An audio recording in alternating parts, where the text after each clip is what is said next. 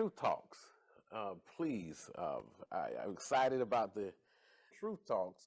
They are addressing true fellowship and what it means, what true fellowship and corporate worship looks like according to the Bible. I will sing to the old rugged cross and exchange it someday for a crown. Good evening. We're going to start the Book of Daniel.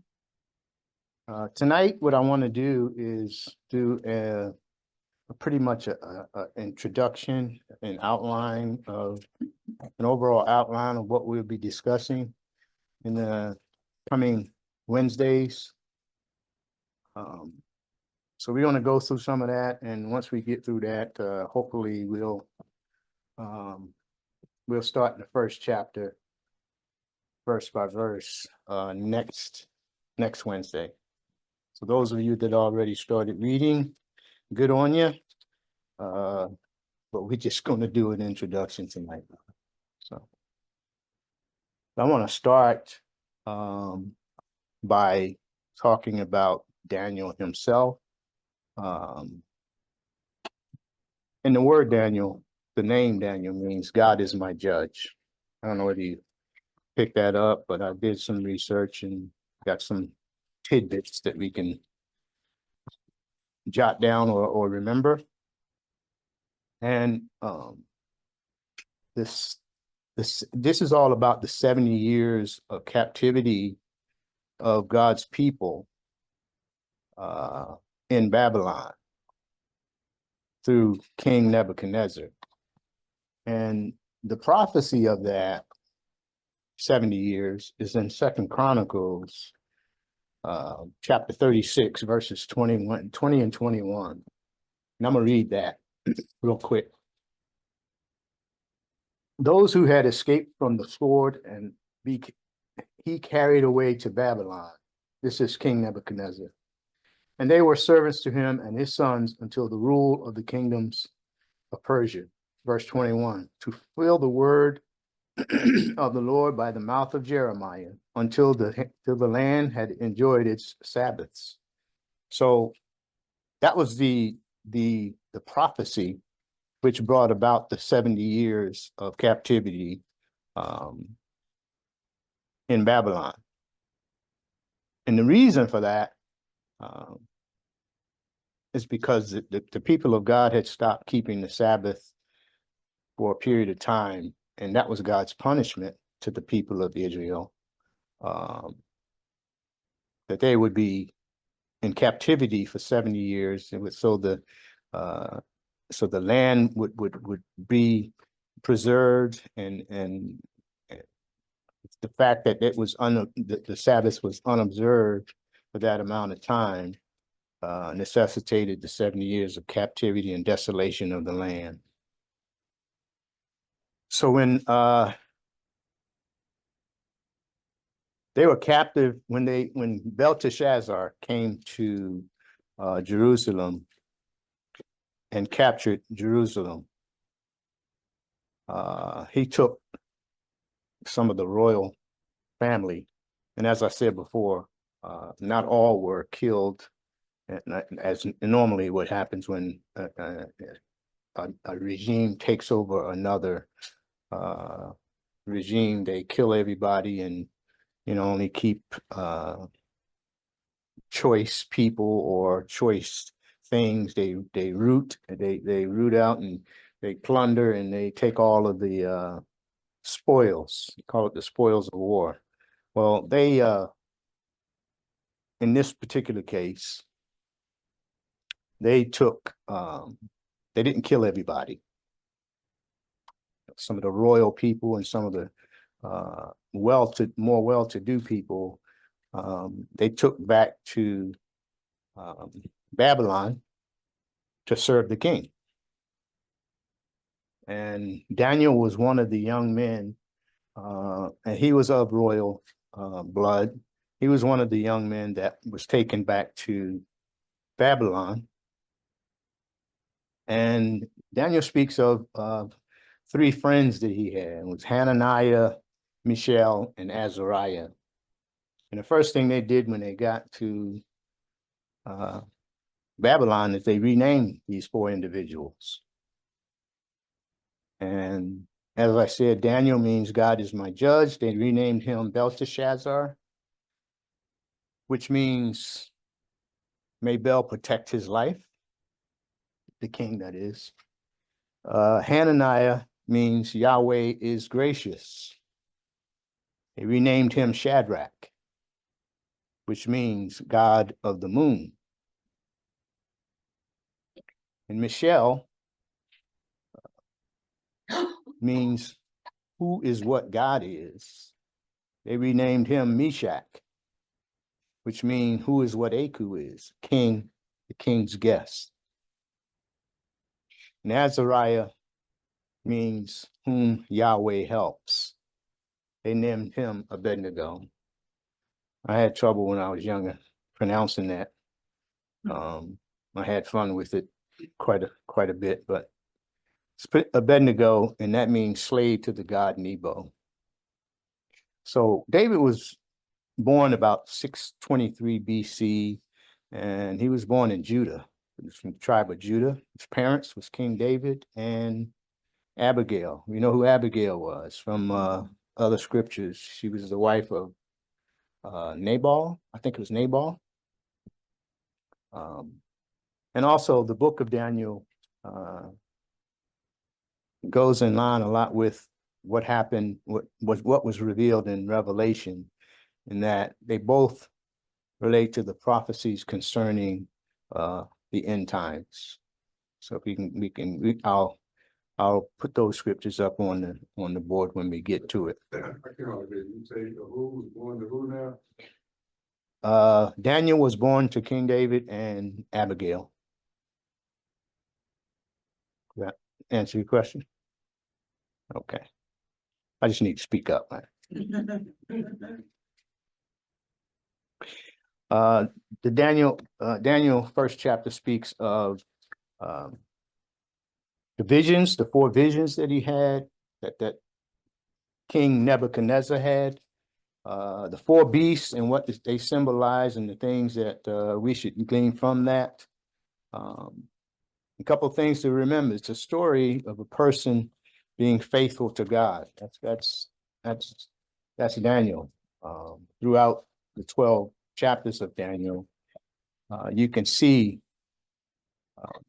how he is faithful to God. That's his strength. That's his claim to fame. That's why God loved him. And it's also a story of God's plan to restore his people and God's ability to remain faithful to all of us, all of them, and all of us today. It's a story that mirrors Joseph's life, in that Joseph and Daniel, they were both captured when they were young and sold into slavery, or were captive into slavery, and they rose to prominence in the land that they were in among the enemy. They rose to prominence, and in David's case, he rose to be the number 3 man in the kingdom. And it also teaches us how, or shows us how, even in the land of the enemy, David was still faithful to God. And some of us, may not have thought that possible, but David's faith in God and his belief in God allowed him to remain faithful, even in the face of the odds. The book outlines prophecies and the futures of Gentile world powers, And these are prophecies that are still to come. The coming of the Messiah and the end of this age, or the end times. The time that we're in right now is this age. His visions showed him this age and the end times. And the prophecy of Nebuchadnezzar's siege, I said earlier, was found in Jeremiah 25th chapter, 4th to the 12th verse, and also in 2 Kings 20th chapter, 12th to the 19th verse. You can see the prophecy of Nebuchadnezzar's siege. So I said only the choice men, or only the young choice men of Judah was taken by the king. And the reason for that is he wanted them to convert them and to serve him. So he didn't just want anybody in his palace, which is why they only chose the young men, choice young men that they chose to convert. King Nebuchadnezzar's dream and the significance of it, we'll discuss later. But it was Daniel who revealed, it was God who revealed to Daniel the secrets of the dream. And the king was pretty upset because no one else could interpret his dreams.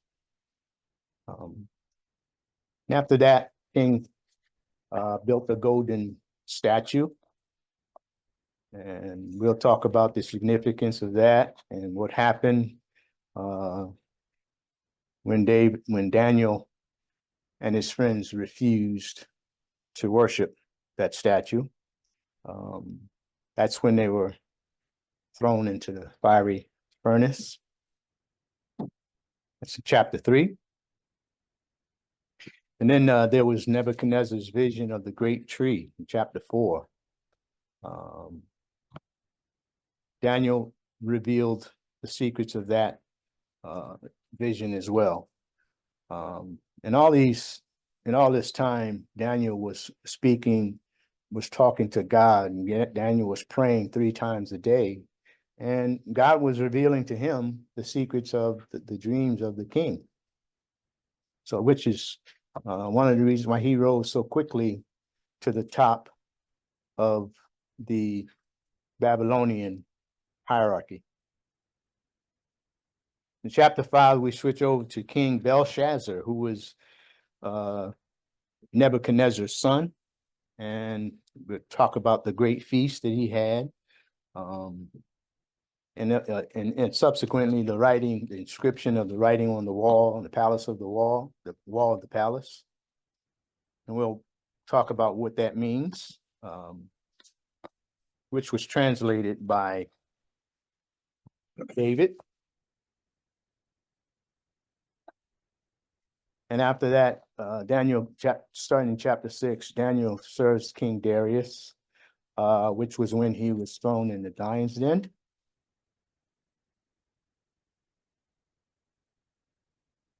And in chapter 7, Daniel's dream and vision of the 4 beasts explains the 4 beasts and the interpretation of the dream and what the beasts represented. So in chapter 8, vision of the ram and the goat, and its interpretation and identification of it. Also, all this time, Daniel is the only one among all the men of Nebuchadnezzar's kingdom who could interpret these visions and dreams. And at one point, the king threatened to kill them all the Chaldeans, all the magicians, all of those type of people, because they couldn't interpret their dreams and visions. And then In chapter 9, Daniel prays for his people. As I said earlier, he prays 3 times a day, prays for the people, and God's angel himself brings the answer to him. And also Daniel's visions, also in chapter 9, of Daniel's vision of the 70 weeks is revealed to him. And chapter 10, Daniel has a vision of the future, and it really terrifies him, scares him. And he saw a vision of Christ. There are other, besides Daniel, there are other prophets that were in effect during this time. But unlike the others, Daniel's gift was he knew how to interpret. God gifted him with interpreting the dreams. And most of the other prophets, they speak of things to come. Daniel had the gift of interpreting what's to come. These other prophets, they prophesy on what's coming and in the scriptures, but Daniel had the ability to interpret dreams and visions after it happened. Chapter 11, the conflicts start to happen. World history is revealed in advance. This is when through Daniel's visions and dreams, it's revealed to him how this world is going to be laid out, even up to the end of the present times. In Daniel chapter 12, it ends up with speaking of the end times, the tribulation period, the 70th week of Daniel's prophecy, and all of that is dealing with the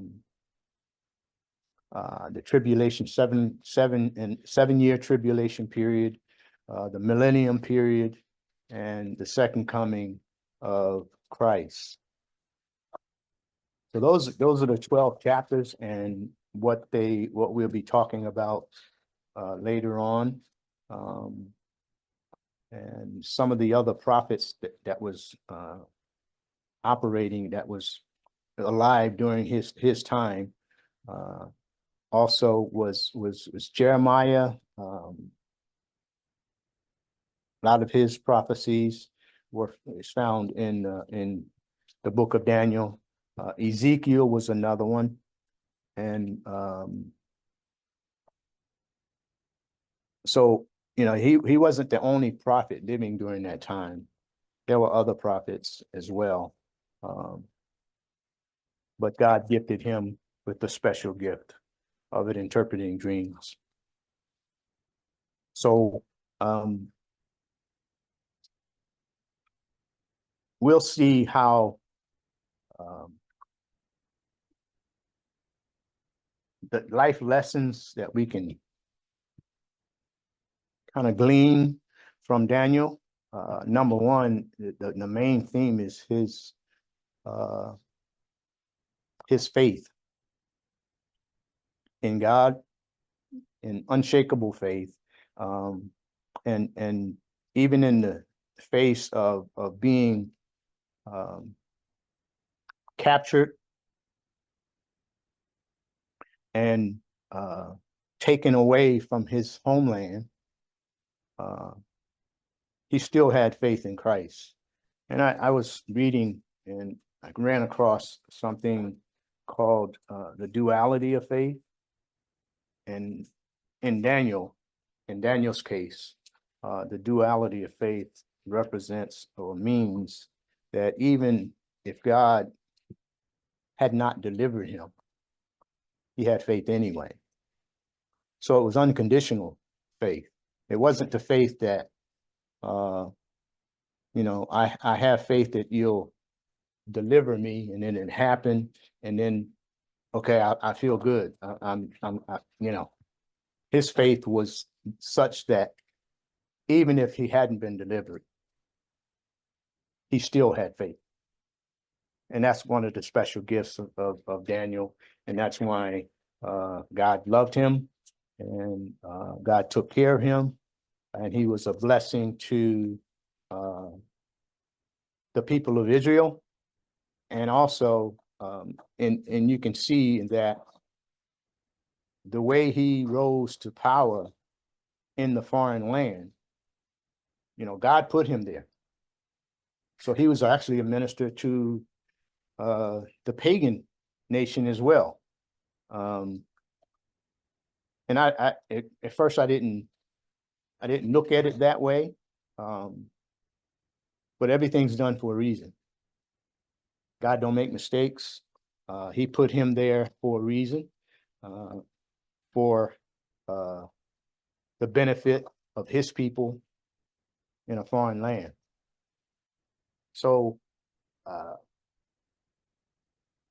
didn't want to get into the verse by verse this week until we talked about what I believe we'll get as we go to the chapter by chapter. But I didn't want to start that this evening, not getting too far into it.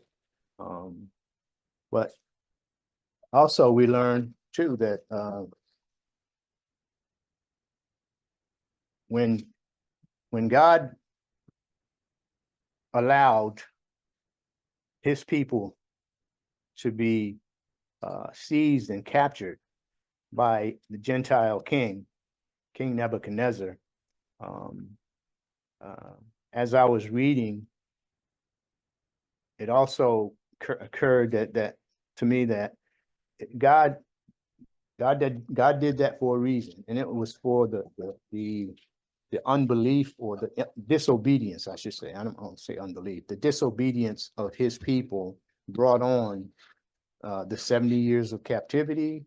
It brought on the foreign rule, pagan kings that they were under. It transferred earthly rule. I wrote down, it transferred earthly rule from kings of Israel to the Gentile kings, Nebuchadnezzar, and their rule will continue until Israel again becomes the head of nations. And we know that won't be till the second coming of Christ. So this time that we're in now, we're still in the time of Gentile nations, Gentile rule.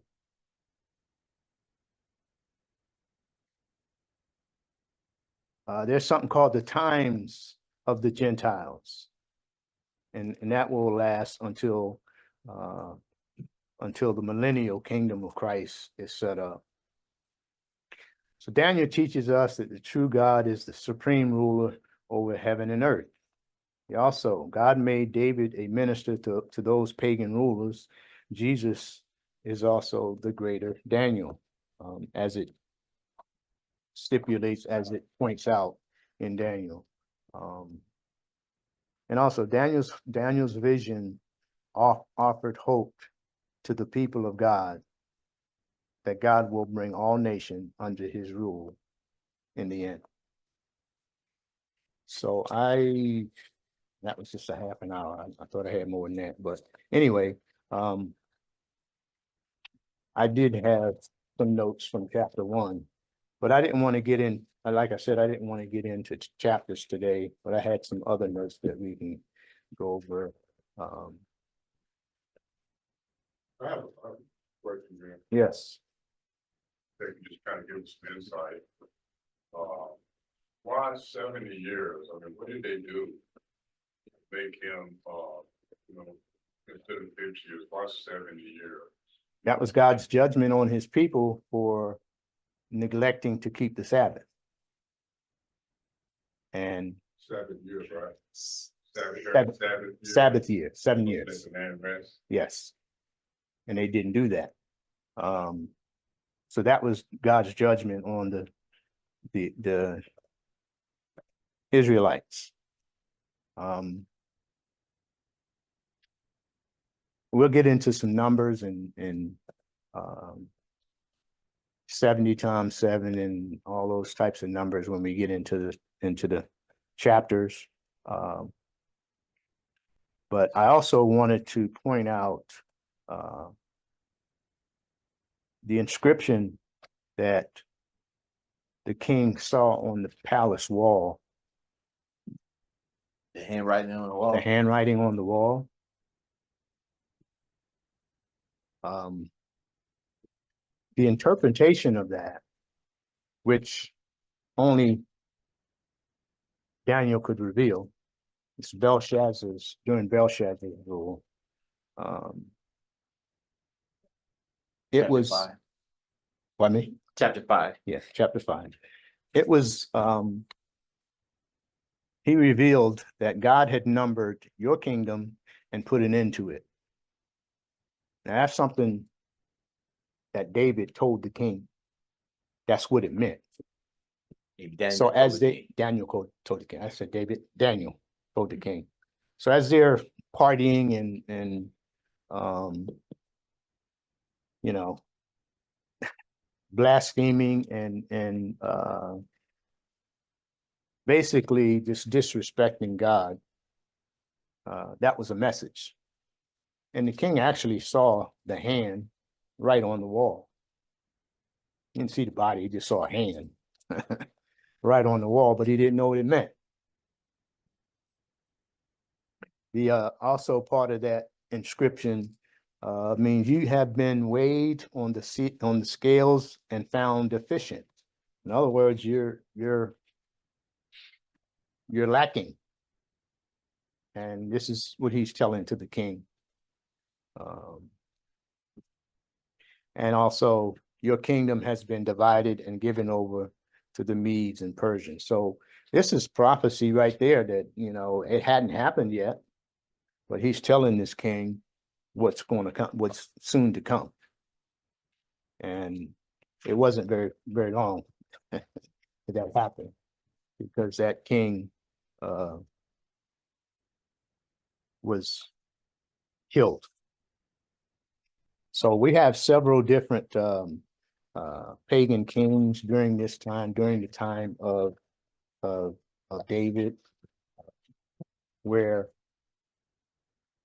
the kings of Israel was set aside or given into the hand of these pagan kings, pagan nations, for the purpose of that was his judgment on the people of Israel for their disobedience and their the things that they were doing that wasn't pleasing to God. So it wasn't, I think sometimes, Pastor Allen says it sometimes like this, sometimes we get what we deserve, but if we got what we deserve all the time, then we'd be without mercy. Mercy allows us to, God's mercy allows us to be here right now. Because if we got what we deserved, we would deserve death for disobedience, for not believing in God. But thank God for Jesus, his son, who died for us, and our sins, past, present, and future, were paid for. But there's still something that we have to do. I heard also, like you said about as far as God moving down, and just reading the surface of the story, it seemed like the Babylonians are really in charge of this movement, and because that's the way the story kind of reads. Right. It talks about how Nebuchadnezzar came over it and took them, but like you said, this book is actually about the sovereignty of God on both ends. God is actually moving the pieces, and we'll see in this book, he calls Nebuchadnezzar his servant, right, his minister. However, in this, God moving them and using the Babylonians, they will be punished. exactly. You know, But that- but doing what they're doing. So how that plays out in the minds of God. How can you move these people over and use Babylonians as a switch, but then turn around and deal with Babylonians as they deal with your people? That's just the way God operates. So he's moving the pieces on both sides. I think it was read Sunday about Margaret said the king's heart is in the hands of the Lord, like channels of water. So Nebuchadnezzar was a king, and his heart was actually in the hand of God, which he didn't realize that. Right. But the Babylonians was conquered. They had just conquered Egypt, Exactly. and they had took them over 100 years before this. The Assyrians had came and sacked the southern kingdom. So when we get to this point, just keep in mind that the kingdom has already been divided. You know, so here we have the northern kingdom being taken away, where the southern kingdom was taken 100 years prior to this. I already said something in the beginning, and hold fast to what we've already went over, because when we get over to Chronicles and Kings, you're going to see some other stuff that's happening in Daniel that Daniel doesn't talk about. Daniel only deals with the first wave.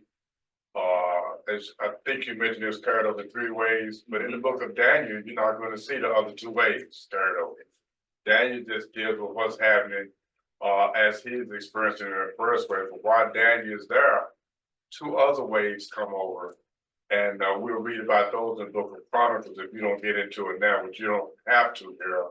And we get into it in Kings, and also we get into it in Jeremiah. So when we start reading those books, and they start talking about Jehoiachin and Zedekiah, that happens the same time that Daniel's is going on, but Daniel never mentions it, because Daniel's focus is with the sovereignty of God and showing the faithfulness of Daniel, like I said. So. And I read, and I continue to read where, like you said, King Nebuchadnezzar was not righteous at all. God was using him, like you said. God even punished him at one point. So he was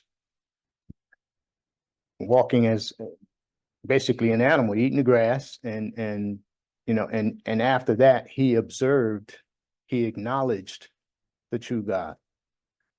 So all of this happened during Nebuchadnezzar's life and during his reign.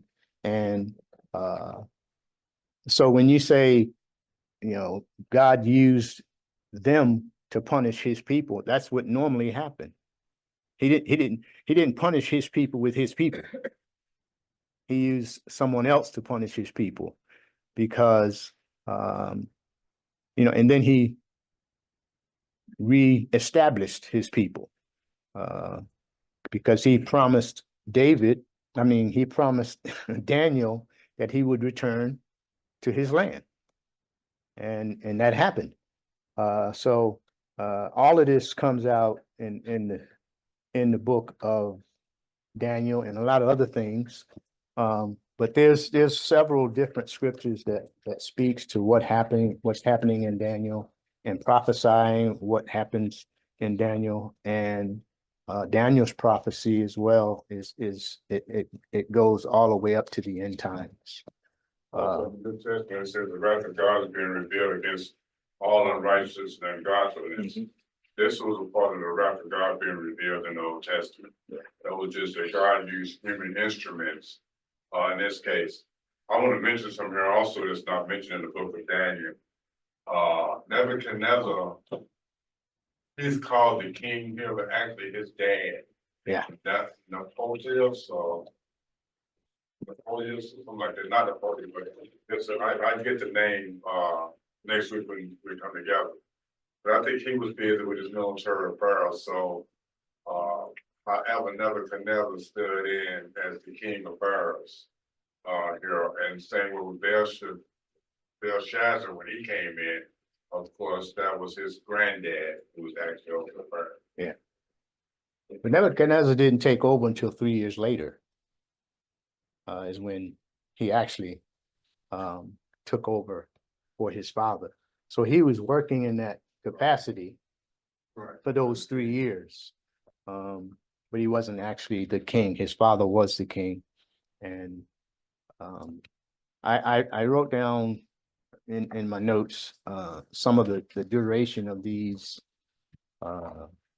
kings' reign. Some of them were long, some of them were very short. Belshazzar happened to be very, very, very short, and some of the others were short as well. It just and that just proves to me, and it points out that God was in control of all of that. So, because they were a king, they couldn't save themselves. They couldn't prolong their own life. They couldn't do anything like that. And sometimes we lose sight of that.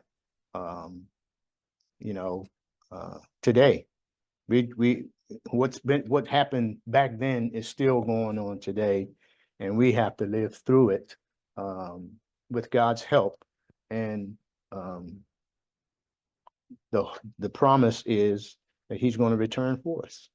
So that's the hope we have to hold on to, and it strengthens our faith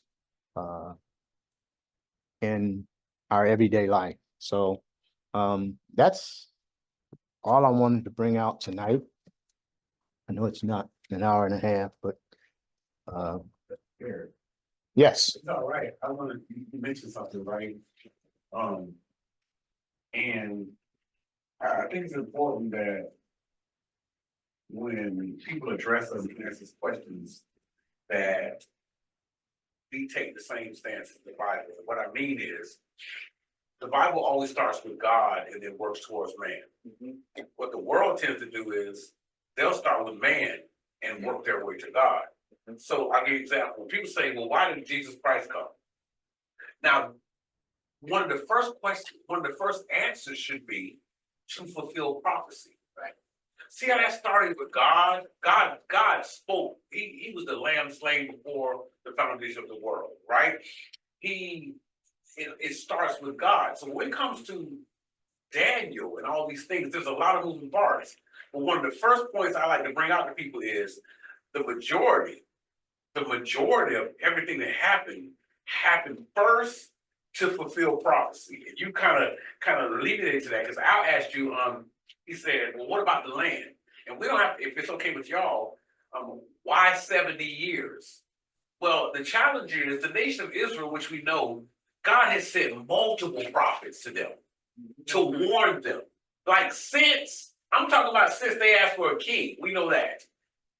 God keeps it in promise. He told them not about their idolatry. He told them about having other gods mixed up, and they just pretty much did whatever they think. So when Daniel starts to come, and if I was thinking about Al's question, my mind went to Chronicles because it talks about specifically God speaks to the 70 years. Right. And I didn't want to step on the discussion, but do you mind if, as far as the answer to why 70 years, can we see it in the passage here? If everybody turn to 2 Chronicles for a second, because a lot of times the Bible is not in chronological.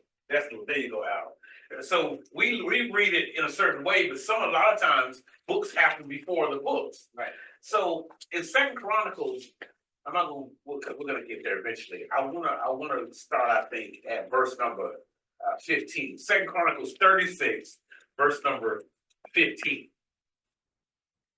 And you see, back to my point, it's gonna start with God and work his way to man. So in 2 Chronicles 36, 15, to answer the question about the land resting, about the 70 years, the Lord, mine says, I'm reading, the Lord, the God of their fathers, sent word to them again and again by his messengers, because he had compassion on his people and on his dwelling place. But they continually mocked the messengers of God, despised his words, and scoffed at his prophets, until the wrath of the Lord arose against his people. Now, until there was no remedy. Now, the scriptures say in other places The Lord is angry with the wicked every day. So it says here, the wrath of the Lord arose. So he's already angry, but there's a time when God actually invokes his wrath, right? So it says, until the wrath of the Lord arose against his people, until there was no remedy. Talk about God now, 17. Therefore, he, God, brought up against them the king of the Chaldeans. Who's that? Who slew their young men with the sword in the house of their sanctuary, and had no compassion on young men or virgin, old men or infirm. He gave them all into his hand. I think I'm gonna stop a minute. All the articles of the house of God, great and small, and the treasures of the house of the Lord, and the treasures of the king and of his officers, he brought them all to Babylon. Then they burned the house of God and broke down the wall of Jerusalem and burned all of its fortified buildings with fire and destroyed all its valuables. Those who had escaped from the sword, he carried away to Babylon, and they were servants to him and to his sons until the rule of the kingdom of Persia. Here's why, Eric, 21. All that we just read, that's a lot. But why did it really happen? To fulfill the word of the Lord by the mouth of Jeremiah, until the land had enjoyed its Sabbaths. If the people would allow the land to enjoy its Sabbaths, they wouldn't have been in this situation. God commanded, yeah, they did a lot of other things, but this particular happened. God was going, because he mentioned earlier, God had a love for his people and for his land. So God did that to let the land rest and to punish the people. And it's funny you mentioned Jeremiah, because Jeremiah is after Chronicles, but there's that point about everything is not chronological. Anybody? So That's a lot. What's the purpose of the land rest? 7 years. Did you say what was the purpose of it? Every 7 years? For 7 years. Let's talk about that. What was the purpose of it? Besides God telling you. Oh, okay. Besides God telling him to. Besides God telling you, why would God tell me to let it rest every 7 years? To let the land rebuild itself. It was Let. a form of way. Hmm? It was a Yes. form of way. Yes. That's Yeah. right. Yeah, and what happens after the first 7 years, the land yield, after they didn't let it rest, so they chanced it again for another 7 years. And it yield, so they But got used to it. But the But eighth the- year actually is the Sabbath year. Right. So then they go 7 more years of planting, and then the 8th year after that. But yeah, And you know what's interesting about that? That's true. That's the physical answer. That's true from an agricultural standpoint. But who's responsible till this day for a land producing fruit? We God. know it's God, right? He makes man, or allows man, I should say, to participate as a result of the fallen garden. But so the issue is not the land had to rest in order for it to produce crop. It physically, agriculturally, that makes sense, but it still go back to God. God commanded them to let the land rest. But Yeah, go ahead. During the fall, the land fell too. So Creation. if not for the fall, then yeah, you could say that the land never had to rest, but it had to rest because of the fall. All roads lead. Partly. You're right. I think lack of productivity, Mhm. whether it's spiritual, because no man can bear any spiritual fruit outside of God. So there's spiritual productivity and there's physical productivity. Mhm. And all the main issue with us not being able to produce or move towards God, anything spiritual or anything land, it all starts with what? Sin and disobedience. So we can look at the Old Testament and see the physical reasons, but I want, you mentioned it out too, to make sure people have the overarching theme in their mind is God commanded something, man did what they wanted, and there's always going to be consequences and repercussions in the area. Just because God don't act immediately. There's this attribute of God called forbearance. I want to what you got, BJ, because I know I saw you shifting your feet over there. You say something. Anybody. We're trying to buy Eric some time, and we don't want to get into the verse by verse. Well, that's where to buy him time is asking one simple question. You mentioned the boys' names, right? Yeah. Okay. What's so important about the names? King Nebuchadnezzar wanted to integrate the people of God into his culture. And that's why he changed the names. He didn't want them having nothing to do with Israel under his rule. So he changed their names. They had to go to school for 3 years. They had to learn the culture. They had to speak the language. They had to do all of these things just to integrate themselves forcefully into his culture. Right. Because he didn't want them continuing to serve their God. No, I did. But it is interesting when you look at the names as they change the names, but their names that they were given, okay, before the names were changed, but their Hebrew names represented who? God. God. And their names, the change of names represented the Their king. gods. Okay, King so and they their didn't gods, go yeah. too far and just said they wasn't doing the right God. I know we named and mentioned in Hebrew and grateful in the Bible, but you'll find Daniel mostly Aramaic. Aramaic? Yeah, so you won't be able to find a lot of Hebrew interpretations here.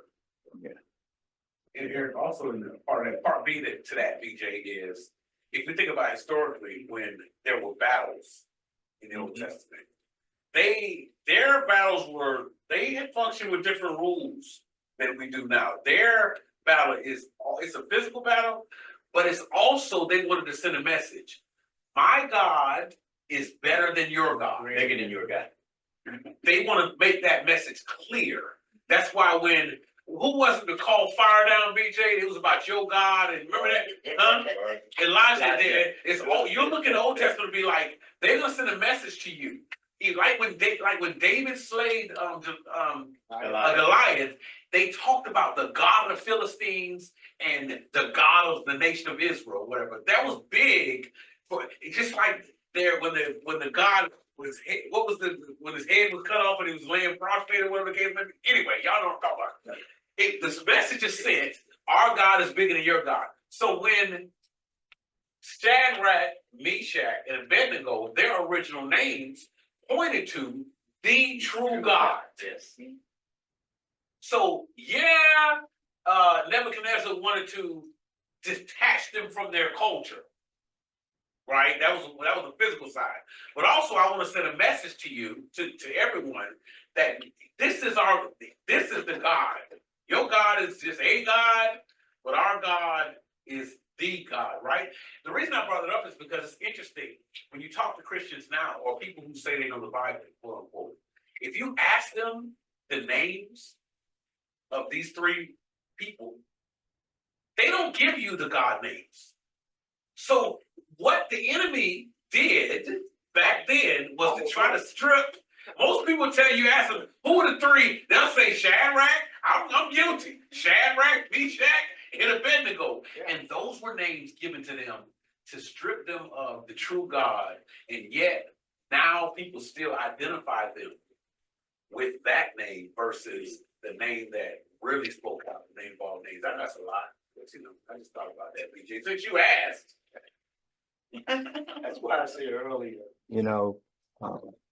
What happened back then is still happening today. And I find that when I'm reading, a lot of things come back to what I learned years ago, and like that Shadrach, Meshach, and Abednego. I had fun with it when I was younger because it's funny name, and I didn't know what it meant really, but I found out later. But the significance behind it is just what you said.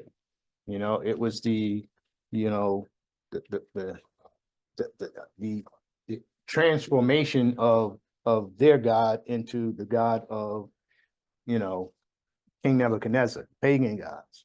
So, and we have them today. We still have them right now, and we'll talk about that. as well. Anything else?